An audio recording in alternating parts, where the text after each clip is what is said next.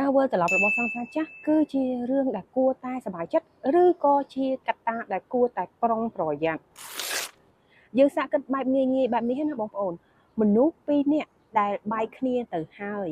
អស់ចិត្តពីគ្នាគឺច្បាស់ណាស់លែងចង់ដឹងលែងចង់ឮលែងចង់ឃើញរឿងរបស់គ្នាទៅវិញទៅមកទៀតហើយ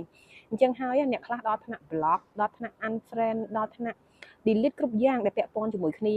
ហើយចាប់ផ្ដើមជីវិតថ្មីដោយគ្មានគ្នាទៅវិញទៅមកហាក់ដូចជាមនុស្សថ្មីដែលមិនដែលស្គាល់គ្នាទាល់តែសោះហើយសុកស្រាប់តែសង្សារចាស់វិលត្រឡប់មកវិញអញ្ចឹងបងប្អូនគិតថាគេនៅសល់អីមួយយើងទៀត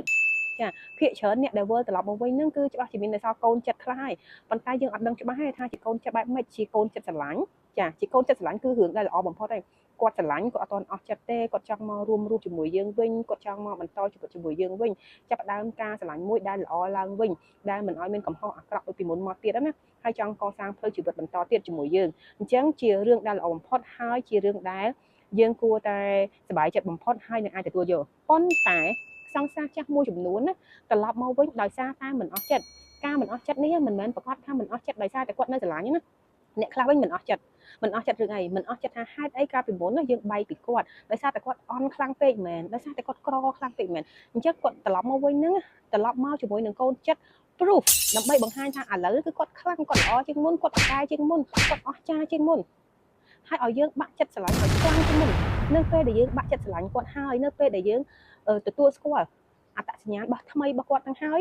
គាត់ចាប់ផ្ដើមលេងយើងឲ្យលេងមកទំហឹងមកធ្វើបាបផ្លូវចិត្តចាក់មនោគមម្ដងតិចម្ដងក្តៅម្ដងស្រឡាញ់ម្ដងស្អប់ម្ដងមិនឆ្លើយតបម្ដងឆ្លើយតបពេលហ្នឹងហើយបងប្អូនគឺជាពេលវេលាដែលយើងវេទនាបំផុតវេទនាខ្លាំងជាងការបែកគ្នាលើកទី1ទៅទៀតការវិលត្រឡប់របស់សង្សារចាស់មួយចំនួនមិនមែនមកក្នុងន័យជាស្នេហាទេប៉ុន្តែក្នុងរូបភាពជាអ្នករាប់អានការរាប់អានជាមិត្តភ័ក្តិយើងដឹងហើយថាមិត្តភ័ក្តិគឺស្រឡាញ់តិចរាក់ជ្រៅជាមួយគ្នាហើយអាចល្អជាងសង្សារទៅទៀតប៉ុន្តែអាការរាប់អានជាមិត្តភ័ក្តិរបស់គាត់ហ្នឹងវាបង្កប់ន័យថាមកសើពីស្ថានភាពជីវិតរបស់យើងរាល់ថ្ងៃហ្នឹងមិនហើយដៃគូស្នេហាជាមួយគ្នាហ្នឹងគឺនៅល្អដែរអត់ឬក៏អាក្រក់ទេហើយគាត់ចាំដូចពស់អញ្ចឹងគាត់ចាំថ្ងៃហ្នឹងគាត់ចាក់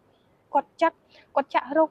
គាត់អុចអាលដៃគូស្នេហារបស់យើងអត់ឲ្យត្រូវគ្នាព្រោះគាត់នៅមានកូនចិត្តចំណែនមួយថាអញមិនបានល្អអ្នកណាក៏មិនបានល្អដែរអញ្ចឹងរាប់អានគឺរាប់អានក្នុងន័យចាំឃ្លាំមើលស្ថានភាពហើយជន់ពន្លិចយើងនៅពេលដែលជន់ពន្លិចយើងបានហើយខាងមុខយើង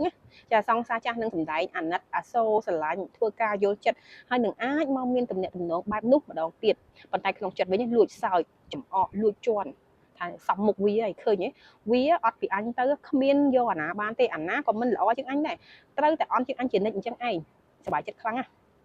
ដូចនេះហើយការដែលមិនអស់ចិត្តនៅមានអាល័យជាមួយគ្នាគឺជាកត្តាមួយដែលយើងគួរតែពិចារណាថាតើសង្សារចាស់វិលត្រឡប់មកវិញហ្នឹងយើងគួរបន្តទៀតឬក៏អត់បើសិនជាយើងបន្តទៀតយើងត្រូវច្បាស់ក្នុងចិត្តថាគាត់មកជាមួយនឹងសេចក្តីល្អមកជាមួយនឹងការស្រឡាញ់ពិតមិនមែនមកជាមួយនឹងអារម្មណ៍ដែលមិនអស់ចិត្តនឹងការចងពៀចងកម្មជាមួយយើងទេណាចាអញ្ចឹងប្រយ័ត្នខ្លាចជាគូកម្មបែបដឹងខ្លួនណាចាថ្ងៃនេះខ្ញុំមានប៉ុណ្ណឹងហើយបើសិនជាមានមតិអីសូមខមមិនខាងក្រោមបើសិនជាបងប្អូនធ្លាប់ជួបហេតុការណ៍បែបនេះអរគុណ